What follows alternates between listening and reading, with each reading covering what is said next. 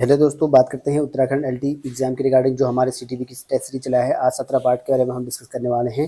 20 questions पे discuss करेंगे और आपको पता है कि सीटीबी के 30 नंबर के आपके प्रश्न पूछे जाने हैं, इसलिए आपको टेस्ट सीरीज बहुत ही इंपॉर्टेंट है। 17 पार्ट हम आज डिस्कस करें। 16 पार्ट अगर आप लोगों ने देखे नहीं तो प्लेलिस्ट में जाकर देखते, बहुत ही मोस्ट इंपॉर्टेंट है, आपके सिलेबस बेस पे है, बहुत ही इंपॉर्टेंट आपके लेक्चर होने वाले हैं, जितने भी ये टेस्ट सीरीज के लेक्चर हैं। ठीक है, आपको पहला क्वेश्चन का आंसर देना है जिसमें यहाँ पर आज पूछा जाएगा। ठीक है, 341 से कल हमने 340 से क्वेश्चन डिस्कस किए थे और आज हम उससे आगे के क्वेश्चन डिस्कस करने वाले हैं। पहला क्वेश्चन है कि निगमन विधि का मार्ग है। तो निगमन विधि का मार्ग, निगमन विधि मैंने कल आपको बता रखा है, ये एक मनोवैज्ञानिक विधि नहीं होती है और नियम से इसमें उदाहरण जाता है। सामान्य से लेकर विशिष्ट चलते हैं, सूक्ष्म लेके स्थूल की ओर चलते हैं और इसमें जो है इनका अनुकरण का फॉलो करना बहुत जरूरी है। यानी कि सी ऑप्शन बिल्कुल सही हो जाएगा। अगला क्वेश्चन है कि यहाँ पर जो है बाल केंद्रित शिक्षण विधि का उद्देश्य। तो बाल केंद्रित शिक्षण का उद्देश्य क्या होता है कि छात्रों को ढंग से सीखने की योग्यता का विकास करना, बिल्कुल सही है। छात्रों में जो है स्वतंत्र कौशलों का विकास करना, ये भी बिल्कुल सही है। छात्रों में जो है आत्मनिर्भरता का विकास करना, बिल्कुल सही है। तो डी ऑप्शन बिल्कुल इसका सही आंसर हो जाएगा। अगला क्वेश्चन है कि जब शिक्षक अति सक्रिय हो, यानी कि जो है एक्टिव हो टीचर, और छात्रगण यानी कि जो छात्र हो वो निष्क्रिय हो, ठीक है, यानी कि इनएक्टिव हो, और केवल छात्र यहाँ पर जो श्रोता, ठीक है, श्रोतामान हो, यानी कि सिर्फ सुनने वाले हो, तो ऐसी पद्धति को बोलते हैं। ठीक है, यानी कि लेक्चर मेथड। ठीक है, लेक्चर मेथड बोलते हैं, इनकी व्याख्यान विधि बोलते हैं। असाइनमेंट होगा नहीं, प्रोजेक्ट होगा नहीं, इनमें से कोई होगा नहीं, व्याख्यान होगा, यानी कि आप लेक्चर दे रहे हो और छात्र सिर्फ सुन रहे हैं, सुनने का काम कर रहे हैं। ऐसे में सिर्फ टीचर ही एक्टिव होता है और छात्र सिर्फ सुन पाते हैं। ठीक है, जैसे मैं अभी भी वीडियो में बता रहा हूँ, ये सिर्फ लेक्चर दे रहा हूँ मैं, आप सिर्फ सुन पा रहे हो, इंटरेक्टिव हम दोनों का नहीं हो पा रहा है, और सिर्फ मैं यहाँ से सिर्फ बोल पा रहा हूँ और आप सिर्फ सुन पा रहे हो। ठीक है, और एक्टिव जो है आप नहीं हो पा रहे हो, ऐसे में सिर्फ सुनने का काम कर रहे हो। अगला क्वेश्चन है प्रोजेक्ट विधि के प्रेरणा। तो ये आपका डब्ल्यू एवं किलपैट्रिक, तो ये मैंने आपको ऑलरेडी डिस्कस कर रखा है कल। प्रोजेक्ट मेथड है, ठीक है, ह्यूरिस्टिक मेथड है, अन्वेक्षण विधि है, ठीक है, प्लेवे मेथड्स हैं, किंडरगार्टन है, और यहाँ पर इसके साथ साथ यहाँ पे मैंने अन्य बहुत सारे जो मेथड बता रखे हैं। वैज्ञानिक विधि है, बुनियादी विधि है, प्रश्नोत्तर विधि है, सूक्ष्म शिक्षण है, अनुवेक्षण है, और उसके साथ साथ यहाँ बुद्धिशीलता है, खेल विधि है, समाज विधि है, रेखी विधि है, अनुकरण विधि है, मंथन विधि है, इकाई विधि है। ये सारे डिस्कस मैंने कल कर रखे हैं, उनके आंसर आपको कल वाले सेशन में मिल जाएंगे 16 पार्ट में, वहाँ जाकर चेक कर लेना। ठीक है, इसीलिए इंपॉर्टेंट है, सब कुछ आ सकता है। अगला है कि व्याख्यान विधि अत्यधिक उपयोगी सिद्ध होगी जबकि इसका प्रयोग निम्नलिखित परिस्थिति में किया जाए। तो यहाँ पर व्याख्यान का प्रयोग में सिद्ध करने के लिए सबसे बेस्ट होगा बताना है। पहला ऑप्शन है जब शिक्षक किसी नवीन एवं जटिल पाठ को आरंभ करने जा रहे हो। नवीन और जटिल पाठ को कर सकते हैं। जब शिक्षक किसी सैद्धांतिक पक्ष की व्याख्यान करना चाहते हो, ये भी हो सकता है। जब शिक्षक किसी प्रदर्शन की व्याख्या करने में रुचि रखते हो। देखो ये नहीं होगा, रुचि रखते हो, व्याख्यान में प्रदर्शन करने रुचि रखने से क्या मतलब है। ठीक है, ये तो होगा नहीं, यानी कि उपयोग तो सभी, ये सभी तो नहीं है, ये दो बिल्कुल सही सही लग रहे हैं। क्यों, देखो जब शिक्षक किसी प्रदर्शन की व्याख्यान करने में रुचि रखता है तभी वह व्याख्यान होगा, ये कंपल्सरी नहीं है। ठीक है, हो सकता है लेकिन जरूरी नहीं है, और इंटरेस्टिंग वाली बात है। दूसरा यहाँ पर है, इसमें कह रहा है कि जब शिक्षक किसी नवीन और जटिल पाठ को प्रारंभ करने जा रहा हो, तो जरूरी नहीं कि वो व्याख्यान ही पूरा करे, हो सकता है कि एग्जाम्पल भी दे, कुछ और अन्य चीज़ कर सकता है, लेकिन ये भी उतना इम्पोर्टेंट नहीं है।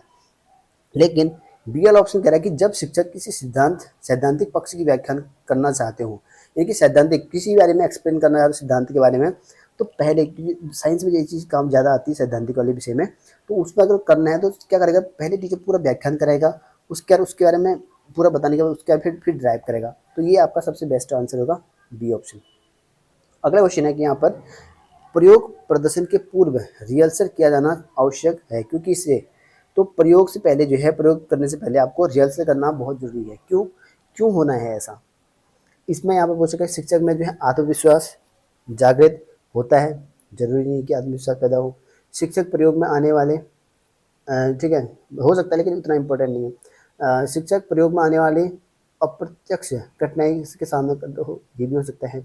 शिक्षक प्रयोग को भली भांति प्रदर्शित करता हूँ, ये भी हो सकता है। उपयुक्त सभी दे दिया, ठीक है, लगभग सभी सेम है। अगर इसमें कुछ और ऑप्शन होता है उपयुक्त में नहीं, फिर सबसे बेस्ट ढूंढना पड़ता, क्योंकि लगभग ये भी सही है, ये भी सही, ये भी सही है, क्योंकि उपयुक्त सभी दे दिया ना, इसीलिए सभी आंसर सही हो जाएगा। अगर चौथा ऑप्शन कुछ और होता तो फिर उसके बाद सबसे बेस्ट ऑप्शन ढूंढते हैं। ठीक है, ये भी हो सकता है, ये भी हो सकता है, ये भी हो सकता है, तो डी ऑप्शन होगा। अगला है कि निम्न में से बताना है कि आपको जो है पद्धति विज्ञान परीक्षण के लिए अधिक उपयोगी नहीं है, पूछेगा विज्ञान पद्धति शिक्षण के लिए नहीं उपयोगी बताना है आपको। समस्या समाधान हो सकता है, आगमन ये हो सकता है, प्रयोगशाला ये हो सकता है, प्रश्नोत्तर। प्रश्नोत्तर वैज्ञानिक जो विज्ञान शिक्षण में जरूरी नहीं है, ठीक है। ये तीन इंपॉर्टेंट है, क्योंकि समस्या पद्धति ये हो सकता है, क्योंकि समस्या आगमन हो सकता है कि नहीं। आगमन का मतलब क्या होता है कि भाई प्रत्यक्ष से अप्रत्यक्ष की ओर, ज्ञात से अज्ञात की ओर जा सकते हैं। प्रयोगशाला ये भी विज्ञान में हो सकता है, लेकिन प्रश्नोत्तर ये कंपलसरी नहीं है, हो सकता है लेकिन कंपलसरी नहीं है, ये कंपलसरी है, ठीक है। इसीलिए आपको डी ऑप्शन चूज करना पड़ेगा। अगला क्वेश्चन, सामाजिक पर्यावरण अध्ययन शिक्षण से जो बात मुख्य रूप से सिखाई जाती है वो है, कौन सा आंसर होगा यहाँ पे, ठीक है। संवेगात्मक, प्राकृतिक वातावरण, सामाजिक आवश्यकताओं के अनुरूप और शुद्ध पढ़ने लिखने बोलने का स्वतंत्रता। तो इसमें यह बोल रखा है कि सामाजिक पर्यावरणीय अध्ययन आपको शिक्षण करना है, तो आपको सबसे बेस्ट ढूंढना है कि कौन सा होना है, कि सामाजिक आवश्यकताओं के अनुरूप व्यवहार करना पड़ेगा आपको। समाज से रिगार्डिंग है ना, तो सामाजिक ही वाला होगा यहाँ पे। संवेग मतलब मोशन वाला होता है, इससे कोई लेना नहीं। प्राकृतिक वातावरण से मतलब कोई अब आसपास के वातावरण, इससे कोई मतलब नहीं। पढ़ने लिखने से कोई इसमें जरूरी नहीं है, तो आपको सी ऑप्शन सही करना पड़ेगा। अगला है कि मनुष्य स्वतंत्र पैदा होता है किंतु वह बाद में सब और से जंजीरों से बांध दिया जाता है। यह कथन किसका है? ये स्टेटमेंट है, स्टेटमेंट कभी कभी पूछा जाता है आपके, तो ये आपका रूसो का है, ठीक है। इसीलिए आपको आंसर यहाँ पर करना पड़ेगा। रूसो को क्या बोलते हैं? इसको बोलते हैं प्रकृतिवाद का जनक, ठीक है।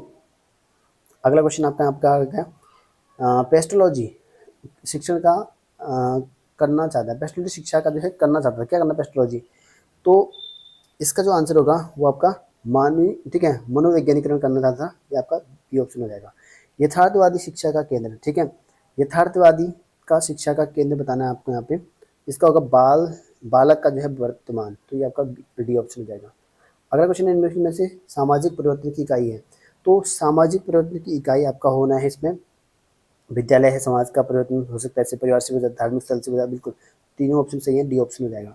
अगला है कि मानव संसाधन विकास से क्या तात्पर्य है, तो मानव संसाधन विकास से आपको तात्पर्य बताना है, तो इसका आंसर हो जाएगा आपका मानवीय स्रोत साधन विकास से।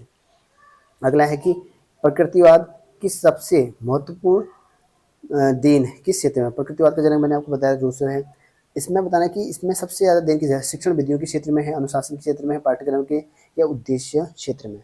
तो यहाँ पर पहले तो कौन सा नहीं हो सकता है उसको चेक करना है हमको। देखो, उद्देश्य जरूरी नहीं, पाठ्यक्रम जरूरी नहीं है, अनुशासन जरूरी नहीं है, लेकिन शिक्षण विधियों में इसका जरूरी उपयोग है, यानी कि ये ऑप्शन बिल्कुल सही आंसर हो जाएगा।